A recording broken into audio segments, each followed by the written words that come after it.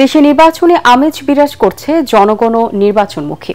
এর বিরুদ্ধে কোনো দল অবস্থান নিলে মানুষ তাদের রাজনৈতিকভাবে প্রত্যাখ্যান করবে বলে মন্তব্য করেছেন বিএনপির স্থায়ী কমিটির সদস্য সালাউদ্দিন আহমেদ।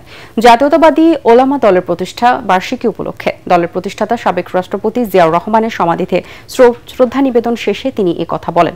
জাতীয় নির্বাচন নিয়ে দেশে বিদেশে নানা ষড়যন্ত্র চলছে জানিয়ে তিনি বলেন, জনগণ ঐক্যবদ্ধভাবে তা প্রতিরোধ করবে। সংখ্যানুপাতিক পদ্ধতিতে নির্বাচনের বিরোধিতা করে সালাউদ্দিন আহমেদ বলেন, এটি হলে কোনো স্থিতিশীল সরকার হবে না, ফলে দেশে বিশৃঙ্খলা সৃষ্টি হবে। বাংলাদেশের সকল জনগণ এখন নির্বাচনমুখী। বাংলাদেশে এখন নির্বাচনের আমেজ চলছে, আবহাওয়া চলছে। সকল প্রার্থীরা, সম্ভাব্য প্রার্থীরা এবং জনগণ ভোটের জনসংযোগে আছে।